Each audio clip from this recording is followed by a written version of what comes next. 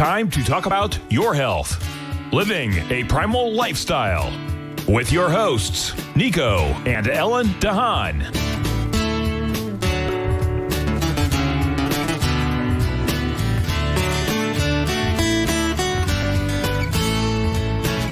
Now, Nico and Ellen Haan.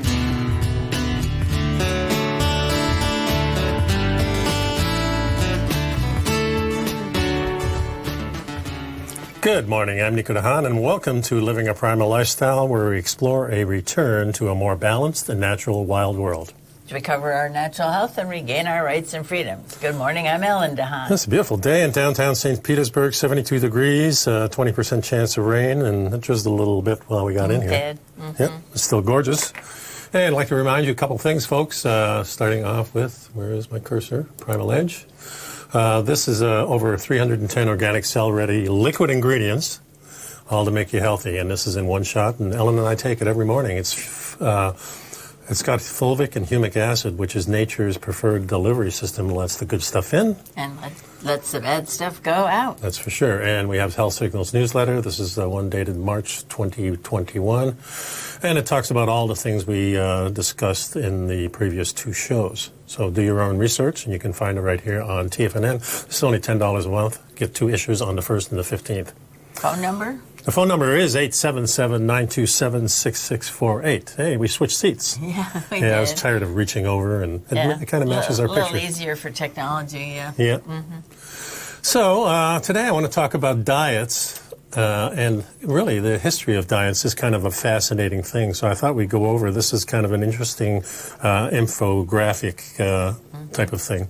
Yeah, you know, it starts out in 400 BC with Hippocrates recommending that people follow a strict diet of exercise and vomiting. You know, Hippocrates was like a pioneer in the area of medicine and doctors and the Hippocratic Oath, you know, you do no harm and all of that sort of thing. And yet he was telling people to exercise and throw up. And that's the best. Bulimia got its beginnings. Yeah, and I think if you go back to ancient Greece, this was one of the first civilizations. And when we get civilizations, we get people who have more power than other people. And those people are more wealthy and they have more access to different foods. And a lot of them get heavy. Yeah, well, and so it was state-sanctioned bulimia. Yeah, that's weird. 600 to 1000 A.D. was some early Christians starved themselves for the purpose of remaining holy. Those who would do this often suffer from hallucinations. Which they were referred to as holy anorexia. That's pretty crazy. So the term anorexia is a very old term. Yeah. Then we go to 1087. Alcohol diet.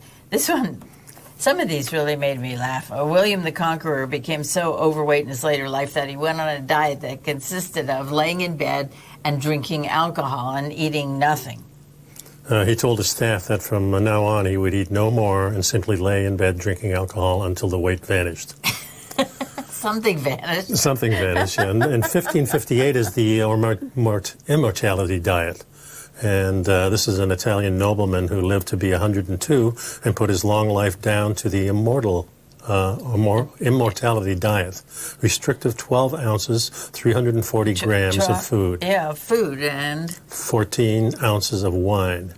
Yeah, no, we had talked about him previously. There's no actual, it's not some very, very reliable documentation of this, but the story goes that he lived to be 102 following this diet.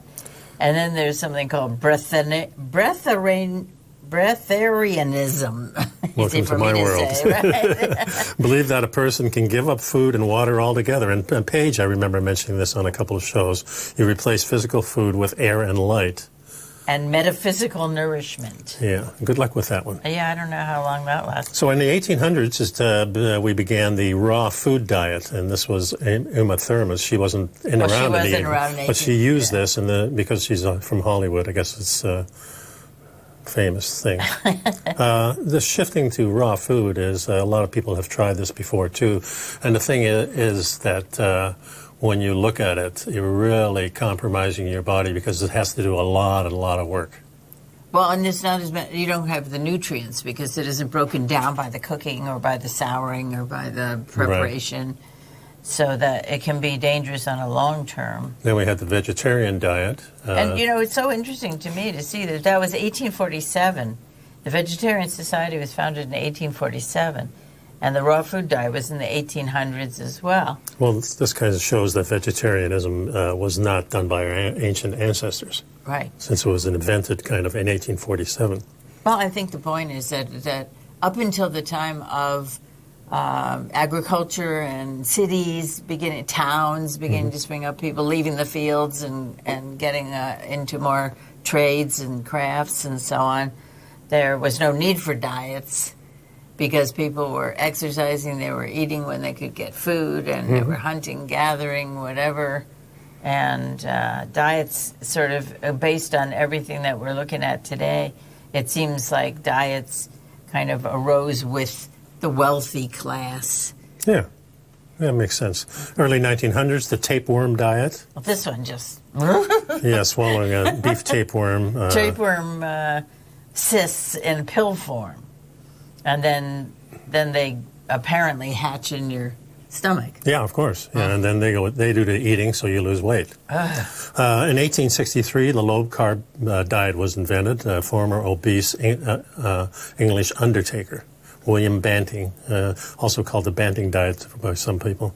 But he found that eating pasta and bread and potatoes was not really the thing. He said that was desirable. No, the diet consisted of participating in eating protein, natural fats, and vegetables. Studies have shown weight loss to people who have tried it. Right. So not so long ago, William Taft diet. Yeah, he was the heaviest person to be president at 314 pounds. He wrote to a dietitian, "No real gentleman weighs more than 300 pounds." Ah, there's the cutting off point right there. So in 1905, Fletcherism, chewing food 32 times per mouthful is what you have to do for this one. Yeah, this was... Eventually ramping up to 100. And I remember in the macrobiotic diet, they told, chew your food a lot, and this, of course, is good for your mouth, certainly. Yeah, except with the macrobiotic diet, they cook the food so much that there isn't much to chew. Well, that depends on your teeth, I think. Slimming soap diet. I've never heard of this one. Soap suds are a miracle cure for tubby tummies. People also go on the fat-off bandwagon, a soap to reduce cellulite, but the cellulite doesn't sound so good. Ultimately, the ingredients were deemed utterly useless. Yeah. So 1920 is when the keto diet first came about, and this is a restrictive diet, only a tenth of the calories coming from carbs, a fifth coming from protein, and 3/4 coming from fat. That sounds about right. And this was invented a long time before we thought so, in the 1990s, Yeah, 1920s. Yeah. And interestingly enough, it was first created to treat epilepsy. Right. Yeah. Yeah. Okay. 1925, the Lucky Strike diet. I wonder who came up with that. The cigarette companies, probably, right? Yeah, smoke a cigarette instead of eating. Yeah, so we got a few more of these, so when we get back from the break, we'll take a look at those, and meanwhile, pick up the Primal Edge, and I got everything screwed up here so we can see everything, so let's go back, and we'll see you in a few minutes.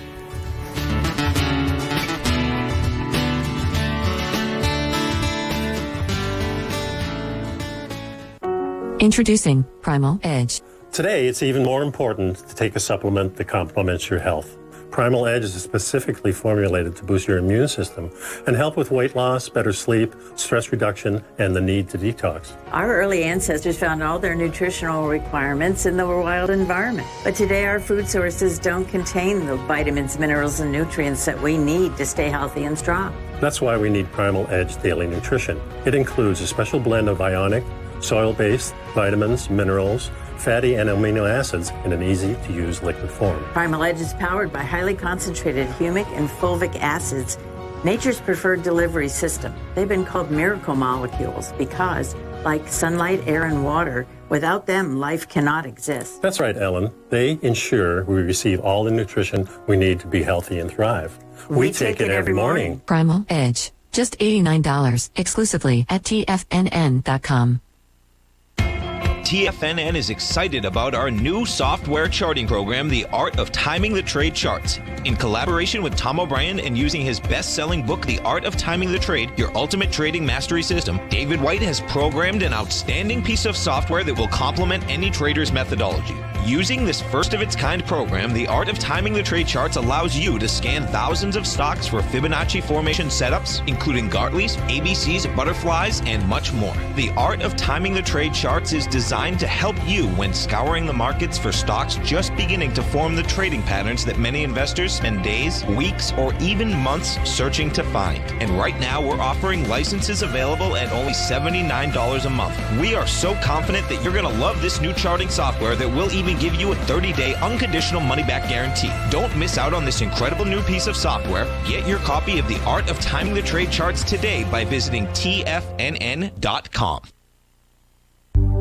Will the S&P 500 continue to climb? For bold trades on U.S. large-cap stocks in either direction, trade SPXL, SPUU, or SPXS. Directions Daily S&P 500 Bull and Bear Leveraged ETFs. Direction Leveraged ETFs. An investor should carefully consider a fund's investment objective, risks, charges, and expenses before investing. A fund's prospectus and summary prospectus contain this and other information about Direction shares. To obtain a fund's prospectus and summary prospectus, call 866-476-7523 or visit directioninvestments.com. A fund's prospectus and summary prospectus should be read carefully before investing. An investment in the funds is subject to risk, including the possible loss of principal. The funds are designed to be utilized only by sophisticated investors such as traders and active investors. Distributor Foreside Fund Services, LLC.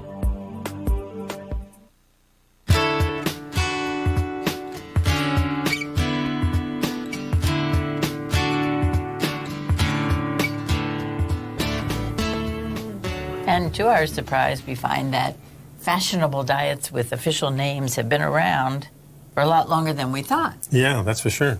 And so now we were working our way through the chart of different kinds of diets over the years. And we came to we're now in the 1930s with the macrobiotic diet. And that was the organic and locally grown produce with whole grains taking up half your diet. And then fruit, vegetables making up a quarter. And then beans and products like tofu. So it seems like there's no... Yeah, I tried this when I was in college back in the 60s. The problem with the macrobiotic diet that I see, they're not doing it the ancient way, where the ancient people always did things with their grains like sour them or ferment them. Same with their fruits and vegetables, and certainly products like tofu and beans. They always put them under water and brine type of thing to get the hard stuff out and let the good stuff be available. And that was not done. Help them sprout. Yeah, exactly.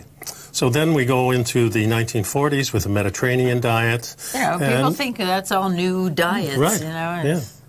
And then in the 1930s and 40s, they came up with the grapefruit diet, the lemonade diet, and these are basically an attempt to alkaline your body more, which it works. But if you're just eating these things too, then you could be spiking your sugar at the same time.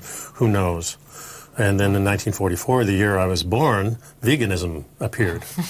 Donald Watson. It's your fault. It's my fault, yeah, that's for sure. Consume a plant-based diet and avoiding all cruelty to animals as far as food and clothing and cosmetics and things like that. Yeah, testing. Yeah. 1950s? Cabbage soup diet. Great weight loss, results of between 10 and 15 pounds were promised with the cabbage soup diet, but you got to eat the cabbage soup. Well, cabbage soup in itself is not bad, and it's a good detoxer. It's also something that will help alkaline your body, and this is what all these type of diets, when you're talking about grapefruits and lemonade, and even apple cider vinegar diet, which is in the 1950s. Yeah. And then we have kind of celebrity diets with Marilyn Monroe in 1952. I guess you eat enough like her, maybe you look like her, I don't know. Glass of warm whole milk with 2 raw eggs was the morning meal for her, even when she was in a hotel or traveling around. Yeah. Andy Warhol diet would deliberately order food he didn't like at restaurants and then take it, put it in a carry-out box. And give it to a homeless person. I don't know. That's weird. Weight Watchers diet in 1962. We know a lot about that type of thing. This was more of a celebrity type diet too, because there was definitely being promoted on TV. Yeah, but it was also a way of regulating portions and limiting what your choices were, and so it was a little bit less of the impulsive eating, and that helped a lot of people. Yeah. Because it limited them to what they could eat and how much they could eat, and it did lead to weight loss. Yeah. The problem with a lot of these diets is once you've lost the weight, if you go right back to your habits that you were experiencing before you lost the weight, then you're going to gain it all back again. Yeah, that's the conundrum. Drinking man's diet. Alcohol featured heavily in the drinking man's diet, which also included whiskey or dry martini, along with glasses of wine washed down by fish, chicken, or steak. With some green beans or a salad and a Roquefort dressing. Sounds perfect to me. In 1963, the Atkins diet. Of course, Robert Atkins, doctor, was researching cancer and found the spiking of the sugar because of what you were eating. So naturally, you have to go towards. And he was really the first one that said, the protein, it's much more of a protein diet, but really it isn't. It's more of a higher fat diet. It's not as high a fat, I would say. It's probably half fat. It's not as high as the carnivore diet or maybe the paleo diet. So fat was more emphasized, and it made a lot of sense, and a lot of people used that. 1966, the Sleeping Beauty diet. Well, but wait a second. The Atkins was a low carb. That was the first time. Well, the low carb diet was in the 1920s too, that's but true, this was keto. more. This was more a modern version of it, and by somebody who was really kind of knowing what he was doing as far as digestion and everything. Well, was his concept was that sugar fed cancer. Right. Exactly. So he was. And we trying. know that's true. Yeah. 1966, the Sleeping Beauty diet. Valley of the Dolls, Jacqueline Suzanne's novel, was you take sleeping pills and sedatives, and then you miss meals. So that's how you lose weight. Wow, that's something else. Oh. Okay, then we get more modern with the Nutrisystem diet. That's been around a long time, that's for sure. And again, it's prepackaged meals. It's chosen food. It's portions, and it helps people make better decisions. And it's mildly processed food. So. Well, yeah, we wouldn't choose it, but certainly in extreme conditions. And then in the late 60s, the placenta diet. That sounds horrible.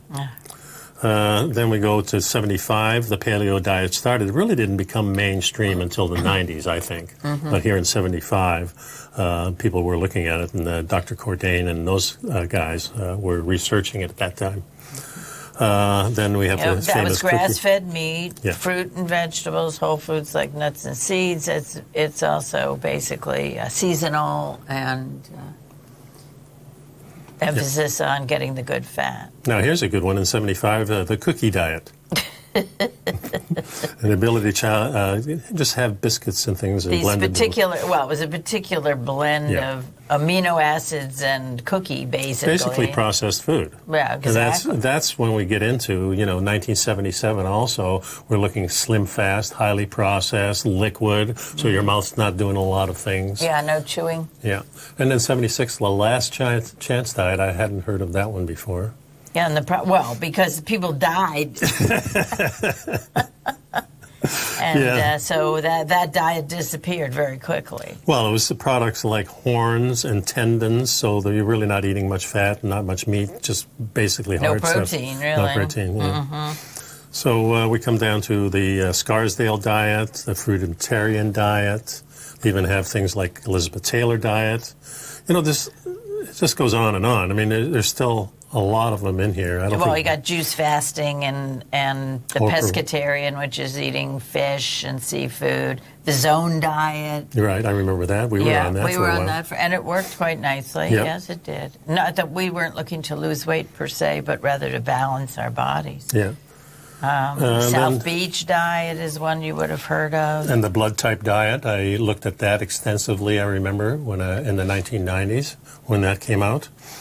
The alkaline diet, which is you're getting more, your pH type of thing is going down, so you're going to be able to get rid of the acid and then be more alkaline, and that makes a lot of sense. Of course, you're using lots of fruits in that, so that may also impact your sugar.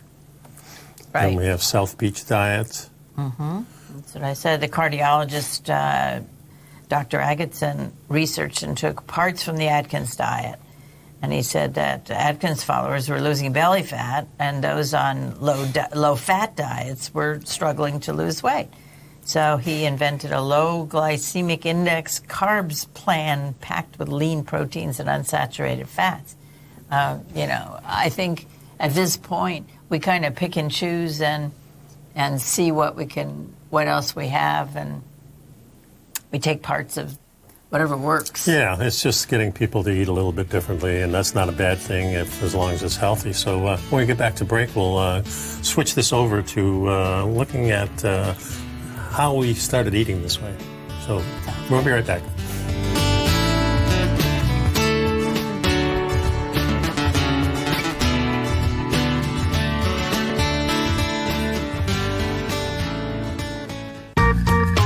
You've heard Nico Haan as co-host of Living a Primal Lifestyle, which airs every Friday at noon Eastern Time on TFNN, and would like to tell you about the personal training studio that Nico is the owner and president of, Performance Training. Since 1998, Nico has trained individuals and groups to improve their health both mentally and physically.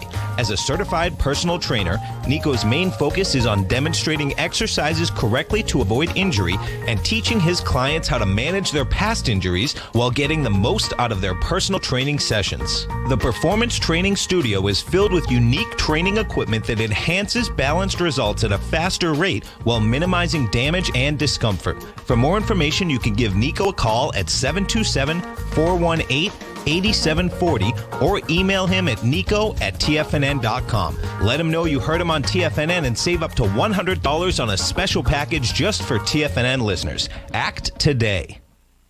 If you're not currently using the TAS Profile Scanner when looking at setting up your trading opportunities, then your arsenal is short a mighty weapon. The TAS Profile Scanner is a standalone piece of software that instantly filters over 2,500 global financial markets such as stocks, ETFs, commodity futures, and Forex. Headed by Steve Dahl, TAS understands that in today's technological world, the use of top-flight software applications and technical analysis expertise is essential to successful trading in today's market. You also gain access to the webinar that Steve Dahl and Tom O'Brien just hosted, The Best Way to Use the TAS Profile Scanner to Profit. This webinar archive is available for all subscribers immediately upon signing up. All new subscriptions also come with a 30-day money-back guarantee, so you have nothing to risk.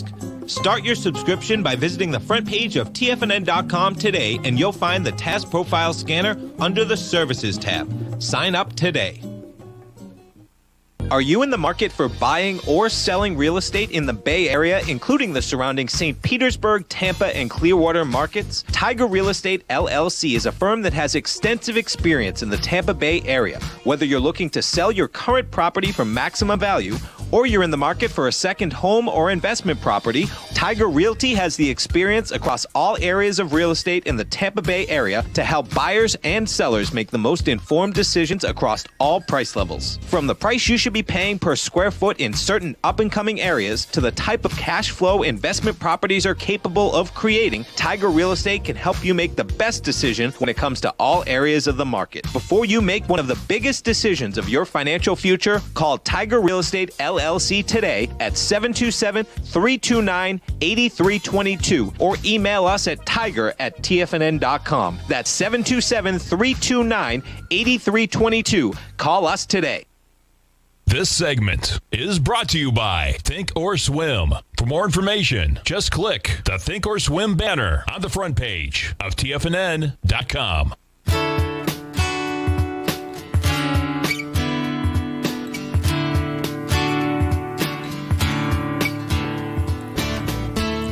And welcome back to the show. So, going over all those different types of diets throughout the years and things like that made me think of the structure of how we're eating today. And I found this article on the BBC by Denise Witterman, talks about breakfast, lunch, and dinner. Have we always eaten them? Yeah, to us, it's breakfast, lunch, and dinner. 3 square meals a day, and That's how we were brought up, and the foundation in our society is so strong that all the civilized world pretty much is on that bandwagon, where if we go into more ancient civilizations, people who are still living off the land, you find out that they're not doing that. So let's go into... Yeah, it was interesting, too. When we were growing up, it was, breakfast is the most important meal. Right. Gets you going in the morning, And I think there is some validity to that. Well, you need energy, and you're out in the fields working, probably. Right. Or an industrial, in a factory of some kind. You go in before the sun is up. Yeah, and if you're working for somebody, it's natural to have some kind of structure. You're going to work so many hours, then you get a break, and that type of thing. Well, it is for us, but that was not true at the beginning. That's true. You just so let's talk about breakfast. So for the large part of history, there was no breakfast. Romans didn't eat it, usually consuming only 1 meal a day around noon. Breakfast was actually frowned upon because the Romans believed it was healthier to eat only 1 meal a day. And then they were obsessed with digestion, and they said if you eat more than 1 meal, you're glutton. Suffering from gluttony. Yeah. Now, in the Middle Ages, the monastic life largely shaped the people what they ate, says the food historian Ivan Day. Nothing could be eaten before morning.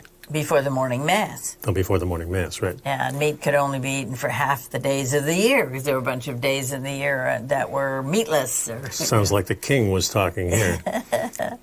Religious rituals always gave us the full English breakfast. Well, you know what? It says here, the word breakfast entered the English language in the Middle Ages because it literally meant break the night's fast. Right. Break fast. Right. Breakfast. So that could be any time you started eating. Yeah. In a sense. Yeah, whatever time it was. That's right. It might be lunch. It might be earlier.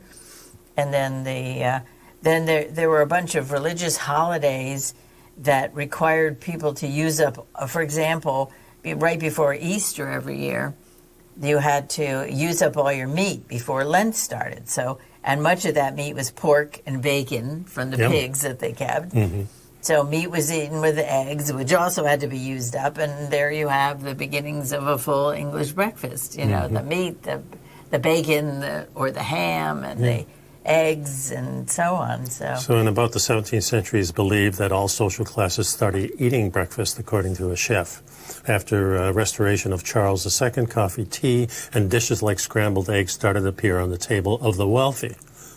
By the 1740s, breakfast rooms started to appear in the homes of the rich. They have to have a special room for that. And again, it sort of starts at the top and works its way down, because the people who are working in the fields didn't have the luxuries of the food and the time and the meals and so on and the choices. Yeah, and then the aristocratic circles in the 19th century was fashioned because hunting parties lasted for days and even weeks, and up to 24 dishes would be served for breakfast. So if you're going to be out in the woods a while, you better eat a big breakfast before you go, I guess. And the Industrial Revolution in the mid-19th century, that's when work hours got more regular, and laborers needed an early meal in order to get through the day, or at least get through the morning. And everybody started eating a meal before going to work, even the bosses. Yeah. Then at the turn of the 20th century, breakfast was again revolutionized once again by an American, John Harvey Kellogg. He accidentally left some boiled maize out, and it went stale. He passed it through some rollers and baked it, creating the first cornflake.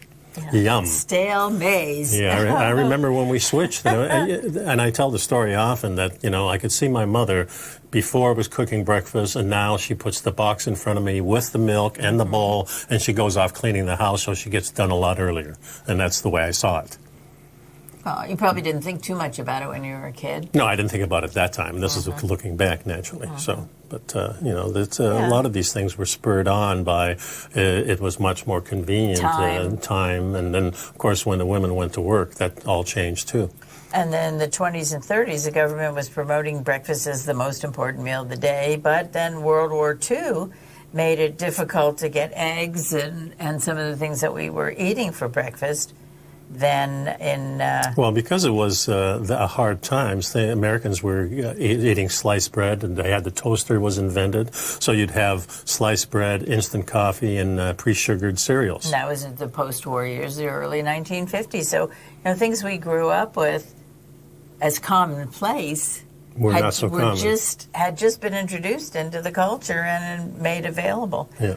So now we go to lunch. Instant coffee, pre-sugared cereals, and now that's what people eat for breakfast. What are you having for breakfast? Toast, cereal. Right. We're starting out the day on the wrong foot. Yeah, and of course that is high in sugar. And so let's talk about lunch. The terminology around eating in the UK is still confusing. For some, lunch is dinner and vice versa. From Roman times to the Middle Ages, everybody ate in the middle of the day, but it was called dinner because it was the main meal. Lunch didn't exist, not even the word. Yeah, the word lunch. Yeah. And then during the Middle Ages, daylight shaped the meal times because there was no electricity. People got up earlier with the sun, really, to make use of the daylight. And then many of the workers had been in the fields from daybreak or even maybe a little before, and by midday they were hungry. Yeah. They would take a quick break and eat what was known as bever or moonshine, usually bread and cheese. Artificial light was... Noonshine, not moonshine. Oh, noonshine. As artificial light was developed, dinner started to shift later in the day for the wealthier as a result of the light meal during the day was needed. Yeah, so the point was people got up earlier, went to bed earlier, so, they didn't have big dinners and they were going to bed, And then the origin of the word lunch. Lunch was a very rare word up until the 19th century, and one theory says that it's derived from the word nuncheon, which was an Anglo-Saxon word meaning a quick snack between meals that you could hold in your hands. And another theory is that it came from the word nutch, which was around in the 16th and 17th century, meaning a big piece of bread. Yeah, and I remember the first sandwich was really from the Earl of Sandwich, and he used it as a placement for his meat and vegetables, so he wouldn't actually eat the bread. And I think that came later. I think he did eat the bread sometimes, but the point was he wouldn't get grease on anything because he had something to hold it in. Right. So that it was very handy. It was the Industrial Revolution that helped shape lunch as we know it today. Middle and lower class eating patterns were defined by working hours. You mentioned that earlier. Many were working long hours in the factories, and to sustain them, a noontime meal was essential. Yeah, and it wasn't like they got an hour for lunch. Yeah, pies were sold in stalls outside the factories and things like that. Yeah, when that was it, people started relying on mass-produced food. Yep. So let's talk a little bit more about that when we get back from the break. Stick around, folks.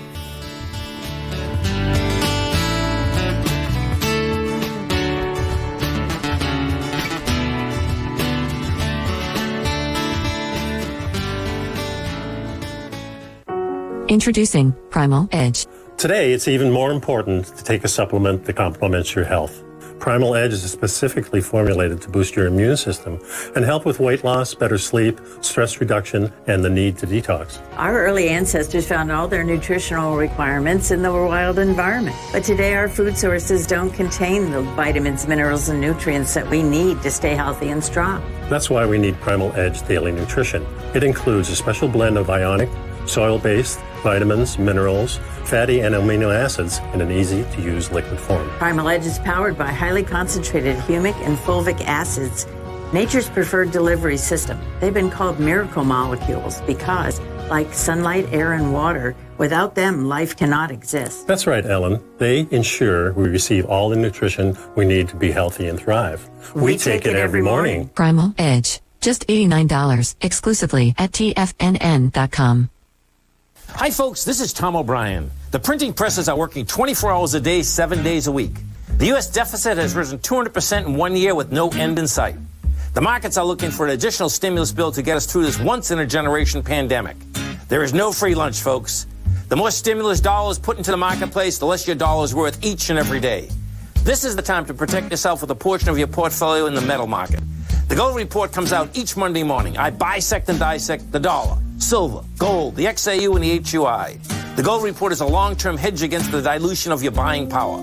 The U.S. has put more than $6 trillion into the marketplace in the last 6 months, with more expected in the next few months. The market did and does need the stimulus, but it will have long-term implications on our buying power. The gold report comes with a 30-day money-back guarantee. Go to TFNN.com and order the gold report now. Protect your buying power. Order the gold report now.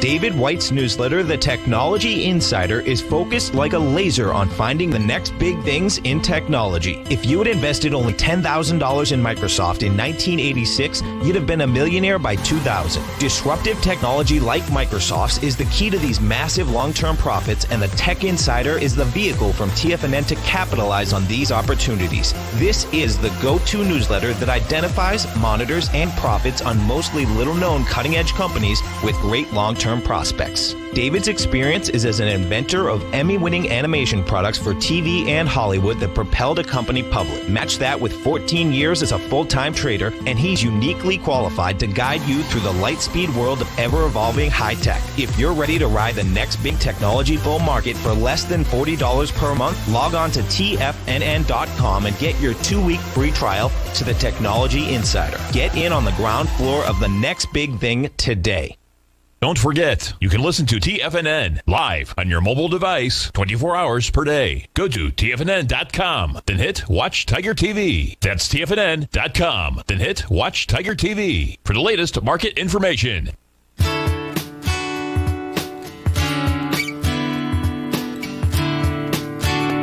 we're talking about when do you eat and how many times a day. Yep. And the Industrial Revolution led to the first food stands, food carts, which ultimately today are food trucks. And people could go outside the factory and buy hand pies and eat. People had moved off the farm. They didn't have access to the food the same way. And they didn't have a bunch of refrigerators in every home either. Right. In fact, some homes didn't even have kitchens. Yeah, and when we get to dinner, they're really, we were talking about eating very early because before electricity, it was just hard to cook in the kitchen, usually a dark place. Hard to see. Yeah, so the first people who started eating later were the rich people, the wealthy people, and it seems like that is really what defined, how we eat today is the wealthy people who were kind of pushing the narrative on that. And as artificial light spread, dinner started be eating later. Later and later, yeah.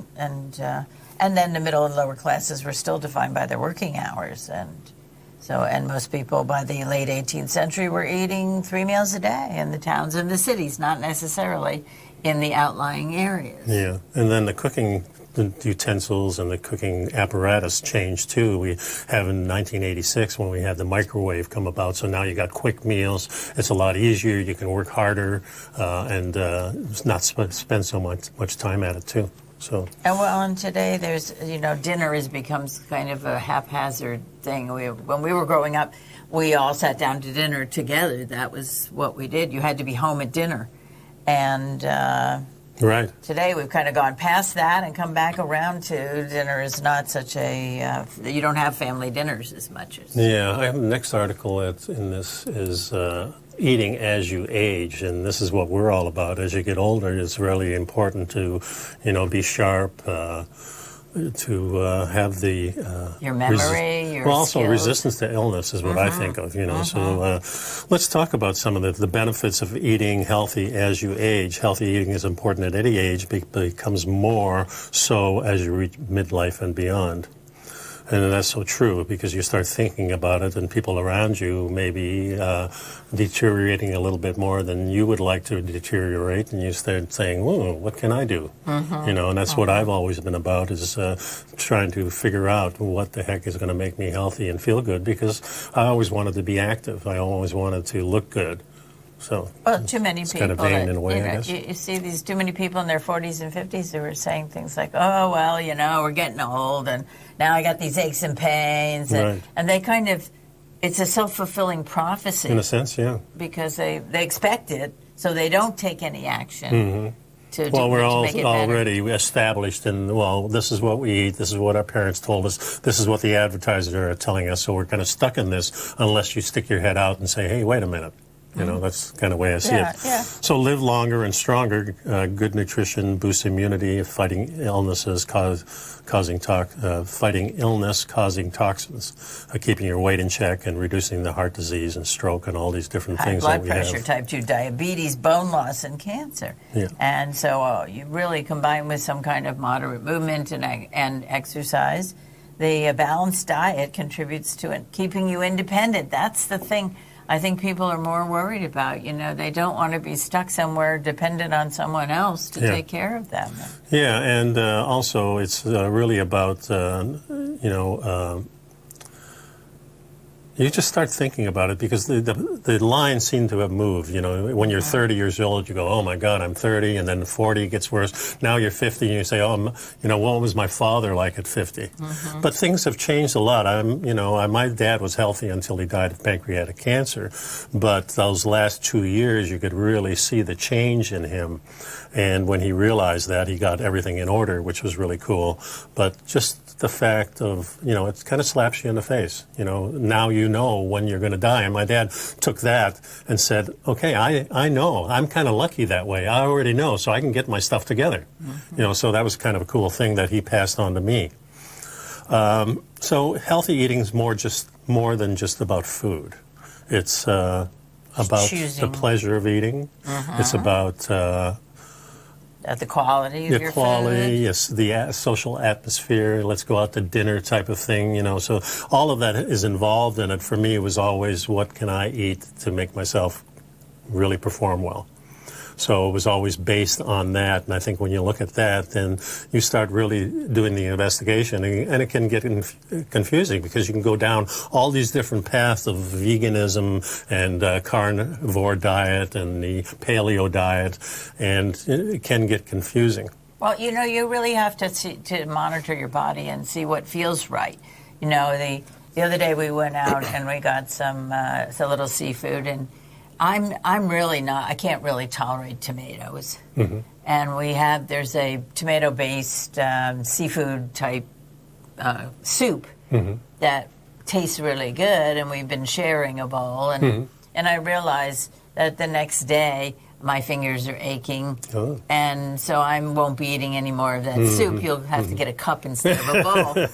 Because you don't have a problem with that, but I am sensitive to it, so it's a matter of making choices. Sometimes you want to treat, but if you don't feel well the next day or for the next couple of days, if you're achy, if you're having problems, then you have to notice that, and you have to actually be a grown-up. And pay attention to it. Yeah. So, and here they talk about how to create a healthy senior diet. So the first thing they mention, of course, is eat plenty of fruit and vegetables. That's not the way we start, but certainly fruit and vegetables seasonally. I don't see anything wrong with it. They aim for 2 or 3 servings a day. I think that's way too high. I think too much sugar. Yeah, I think it is too. It says choose calcium for bone health. Maintaining good bone health depends on adequate calcium. But there's a lot involved in that. Just eating these things may not be a complete calcium relief. Maybe you need more magnesium. Maybe you need a little bit more zinc. To absorb the calcium. Yeah, maybe you need a little bit better acid in your stomach because it's not breaking it down. So there's a lot involved in there. It also says in here good fat or no fat. Rather than trying to cut fat out of your diet, focus on a healthy fat. And that brings to mind, for me, the macronutrient paradigm that we have of the carbohydrates, the protein, and the fat. And we know that 2 of these are essential, and it's the fat and the protein, where the carbohydrates are not essential at all. We can get everything we need from the other 2. And everything that we know about in modern society is we're pushing the carbs. So that is the wrong paradigm to begin with. Carbs are not that important. Yeah, they have some benefits, certainly. But, to say that you need carbs and that they're required, there is no requirement for Kellogg's Corn Flakes or anything else, especially processed carbs. But the carbs that are in season at the time where you're living, yeah, they can become important. And they add a lot of flavor, and this is where we get our flavors to flavor the meats and things like that. Yeah, and I was just looking at this. Healthy eating is more than just about food. as you're aging, particularly, and if you live alone. You know, in these days of isolation and quarantine and whatnot and shutdown, it's even more important to look at these things, and we'll touch on them we just have a short piece after the break. Yeah, we'll be right back, folks.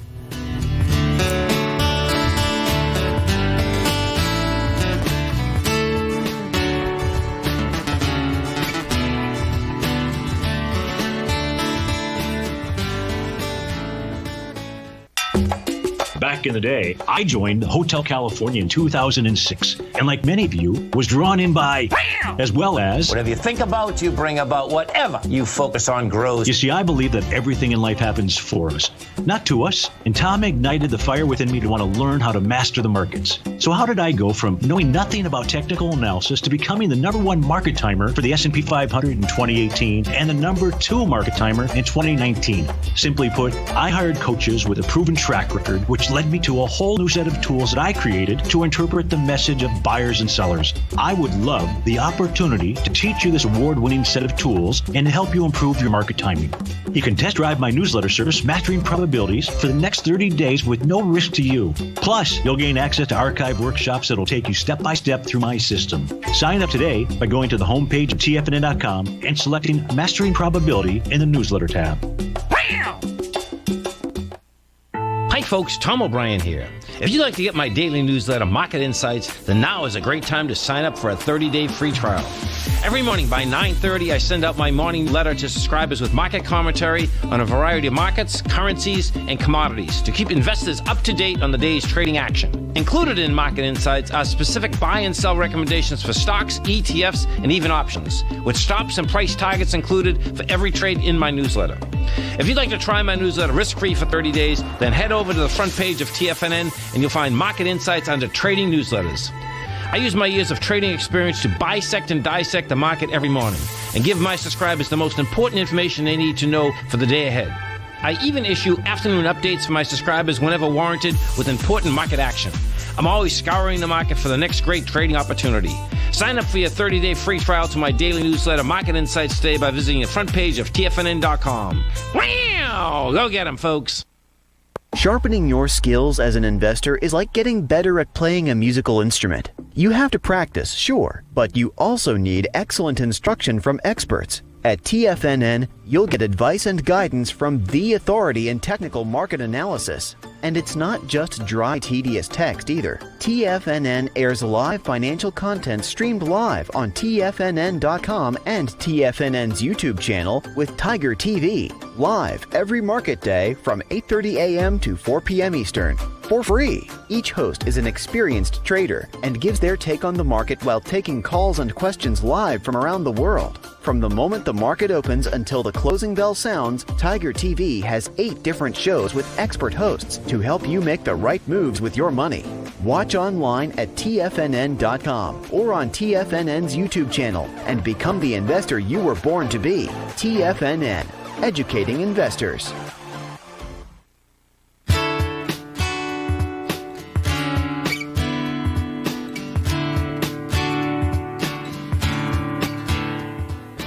How to create a healthy senior diet. And we're gotten to the point where we're talking about the fact that eating and healthy eating is more than just exactly what you eat. And talking about the social aspects and the nurturing aspects of being with family and friends when you're eating. In today's world, that's a little tougher if you're not in the bubble and you're concerned about it. I mean, hopefully that will be ameliorated shortly, but the point is that there are lots of options now. I mean, if you do have people with whom you're connected, then you can cook together and share the experience together and sit down together. Otherwise, if you don't have anybody, if you're alone, you know, you can connect with somebody via Zoom or via and cook in your separate homes, but sit together and eat. There are cooking classes that are offered where everybody gets on the Zoom call and is cooking the same thing. together? Well, in this article, they talk about, besides that, they talk about the sources of protein, eating more fiber, be smart about your carbs. They talk about getting rid of the red meat and going more towards fish and beans and peas and things like that. These things you have to investigate for yourself. That's not the way we do it. Eating more fiber. We eat very, very little fiber. We drink a lot of water. It has the same effect. And be smart about carbs. Choose whole grains over processed. Well, the ancient Chinese and Japanese and the Koreans all switched to the white rice. And there's an important reason for that. There's a lot of toxins into these whole grains that we don't digest well, so that can be a problem. Yeah, so you really have to investigate these things for yourself and make up your own mind, maybe try a little bit here and there. But if it doesn't make you feel good, you're on the wrong track. And that's the important part of doing research like this. And, they talk about vitamin D. And again, we've been talking about vitamin D3 during this pandemic times because it's very important. It's the equivalent of getting sunshine and it helps your body build up the immune system. Yeah. There's a lot more in here that we're never going to get to, but it's going to be in the Health Signals newsletter. And I think it's a good thing to investigate, and I think you need to go deeper than just these articles, too.